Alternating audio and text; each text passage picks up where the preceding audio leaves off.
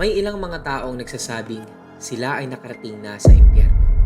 Sa video na ito, tignan natin ang ilan sa mga tao na nagsasabi na naranasan nila at nakita nila mismo ang impyerno. Disclaimer lang po mga kapatid, yung mga tatalakayin natin ngayon at masasaksihan natin ay ang mga taong nagsabi na nakarating na sila sa impyerno. Ang punto po nito ay wala tayong kasiguraduhan kung ito ay nangyari talaga. Ang video na ito ay para malaman natin kung ano nga ba yung talagang naranasan nila sa impyerno. Pero bago yan, kung interesado ka sa ganitong klaseng usapin, ay pwede kang mag-like, comment at mag-subscribe sa ating YouTube channel para updated ka sa ganitong klaseng topic. Simulan natin. Noong May ng 1997, isang pangyayari ang nagtulak kay Jennifer Perez na magkaroon ng kakaibang karanasan. Tinangka siyang pagsamantalahan ng kanyang mga kaibigan at dahil dito, siya ay naospital ng 3 araw. Sa mga panahong iyon, nawalan siya ng malay at nakita niya ang kanyang kaluluwa na tila humiwalay sa kanyang katawan. Sinasabi niya na ang kanyang kaluluwa ay naglakbay papunta sa langit at pagkatapos nito, sa impyerno naman. Noong naroon siya sa impyerno, 100 daanan daw ang kanyang tinahak at hindi niya alam kung saan ito patungo. Naramdaman niya ang matinding pagkauhaw sa kanyang pagdating doon. Sinubukan niyang humingi ng tubig mula sa isang anghel na tila nagdala sa kanya doon. Ngunit hindi niya raw ito naririnig. Ang impyerno daw ay puno ng amoy ng asopre at ang init na ramdam niya ay hindi kayang ilarawan. Napakaraming tao ang kanyang nakitang pinahihirapan ng mga demonyo. Ngunit kahit nais niyang tulungan sila, wala siyang magawa. Pagkatapos ng mga karanasang ito, siya ay muling dinala sa langit at sa huli, pinabalik siya sa lupa ng Diyos. Pangalawa, sa isang lugar sa Atlanta, mayroong isang lalaki na nagngangalang Matthew Batsford. Ang kwento niya ay habang nasa labas daw siya, ay meron na lang biglang tumama na bala sa kanyang ulo. Ang sabi niya, namatay daw kaagad siya noong araw na iyon. Pagkatapos ng kaganapang iyon, biglang napunta siya sa napakadilim na lugar at sobrang nakakatakot na pinaniniwalaan niya na itsura ng impyerno. Di niya maipaliwanag ang napuntahan na lugar, basta ang alam niya lang, sobrang init doon sa lugar na iyon. Meron din siyang mga tanikala na nakalagay sa kanyang mga kamay. Nakarating siya doon sa pinaniniwalaan niyang impyerno. Pinahirapan siya doon ng di maipaliwanag na nilalang. Sobrang nakakalungkot daw yung lugar na iyon at ramdam na ramdam mo na ikaw ay naka-isolate. Dahil sa aksidenteng nangyari sa kanya, nakoma siya ng almost 27 days at pagkatapos din naman nun, naka-recover din naman siya. Bago pa mangyari ang aksidente na nangyari sa kanya at bago pa siya mapunta sa impyerno, sinabi niya na hindi daw siya naniniwala kay Jesus. Pero nung oras na iyon, habang siya ay nasa pinaniniwalaan niyang impyerno, meron daw parang malaking kamay na kumuha sa kanya at siya ay niligtas doon sa impyerno. At sinabi na hindi pa raw yun ang kanyang oras. Matapos ang mga nangyari sa kanya, siya ay naniwala na sa Diyos at siya ay naglingkod na sa ating Panginoong Jesucristo. Pangatlo, si Bill Wise.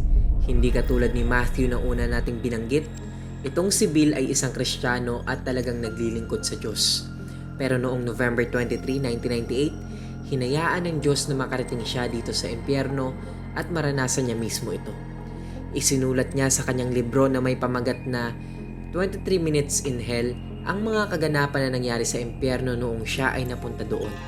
Wala namang karamdaman o sakit itong si Bill at lalong hindi naman daw siya namatay. Pero noong mga panahon daw na iyon, habang siya ay nakahiga kasama ang kanyang asawa, bigla na lang parang merong humatak sa kanya pababa patungo dito sa impyerno. At ang eksaktong oras daw na nangyari iyon ay 3:00 ng madaling araw. Sinabi rin naman niya na ito ay hindi panaginip. Naranasan niya ang impyerno physically. Sinabi niya, dinala siya ng Diyos sa impyerno hindi para siya ay parusahan, kundi para gawin itong testimony na ang impyerno ay totoo at gayon din para balaan din ng mga tao. Ayon sa kanyang kwento, siya ay natrap sa isang parang kulungan.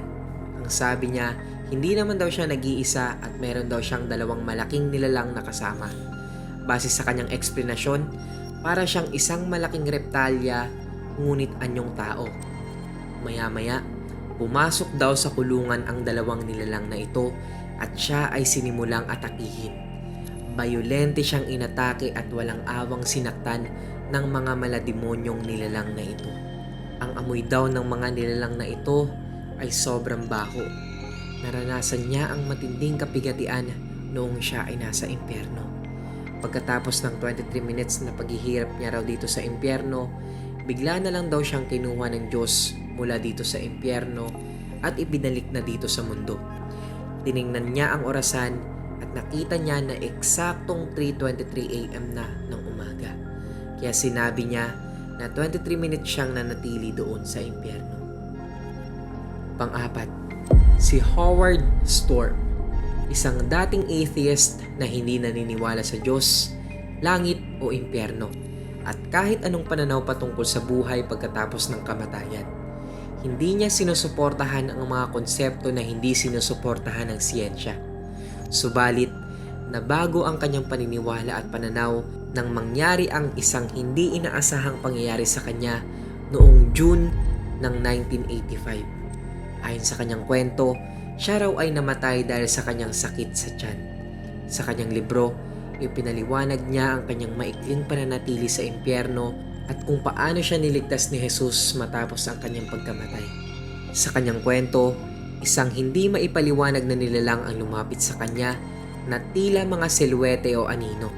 Inimbitahan siya na sumama sa kanila at sa simula, magalang siyang tinanggap. Hindi niya maaninag ang kanilang anyo dahil sa labo at parang may hamog na bumabalot sa kanila. Ngunit pagkatapos noon, naging agresibo sila at sinimulan siyang saktan at bugbugin.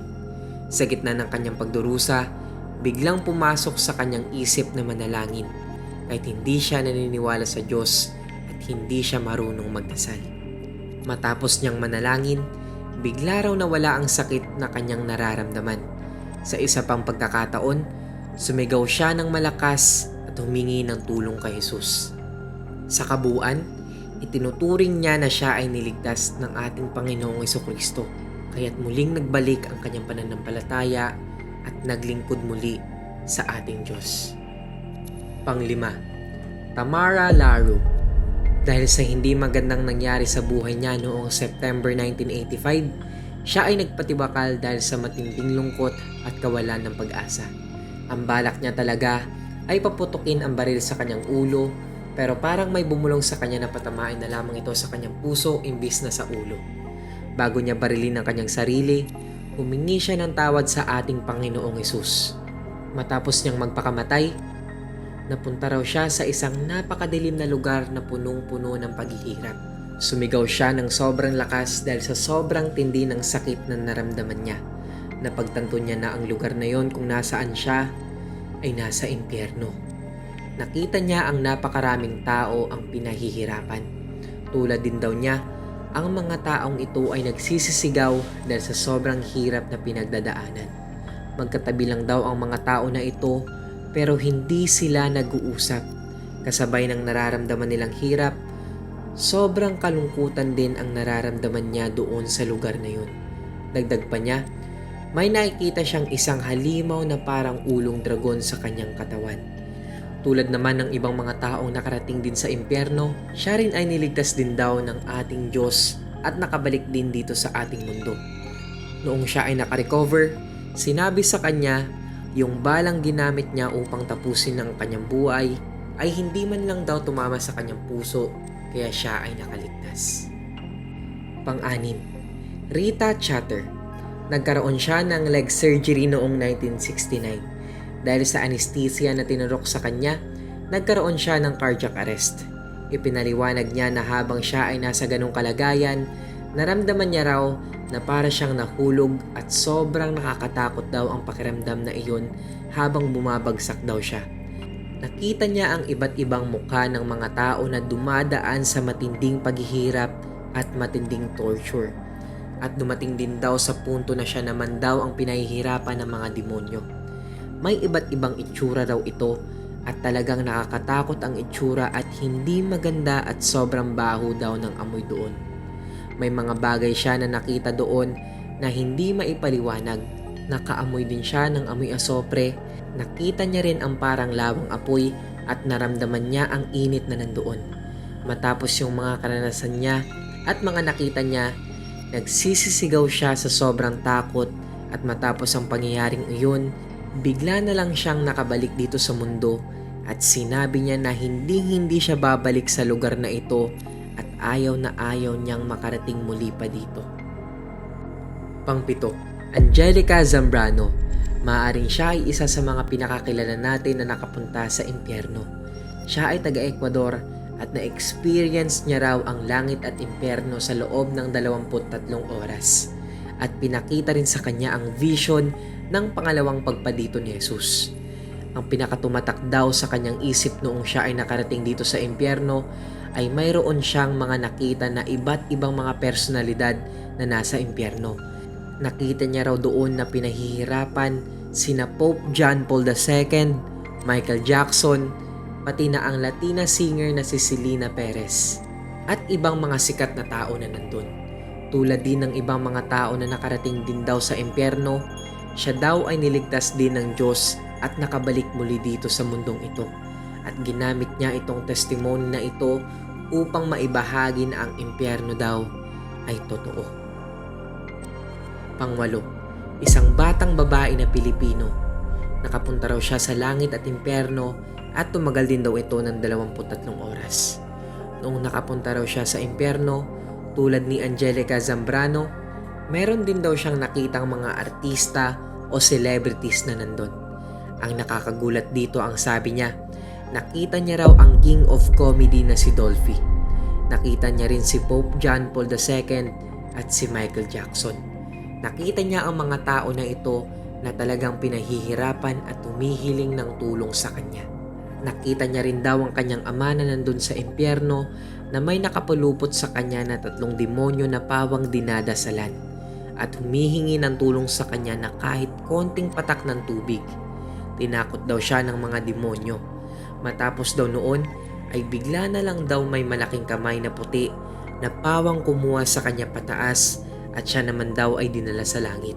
Pagkatapos noon, nakabalik ulit siya dito sa ating mundo. Sa mga kwento ng mga taong nagtapat na nakarating sila sa impyerno at nakabalik dito sa lupa, marami tayong natutunan. Marami pa ang mga research ng mga tao tungkol sa kanilang mga karanasan sa impyerno. Ngunit hindi lahat ay nailagay sa video na ito. Base sa aking pag-aaral at obserbasyon, napansin kong may pagkakatulad sa kanilang mga kwento. Una, ang kadiliman ng lugar. Pangalawa, ang pakiramdam ng pagbagsak. Pangatlo, ang matinding init at amoy ng asopre. Ang mga kwentong ito ay mahalaga, ngunit hindi pa ito kumpirmado. Ngunit ang impyerno ay totoo ayon sa Biblia. Kaya't mahalaga na magbahagi tayo ng salita ng Diyos at mag-ingat sa kapahamakan ng impyerno. Maging handa tayo at ibahagi ang ating pananampalataya habang may oras pa. Salamat sa pagtangkilik, pagpalain kayo ng Diyos.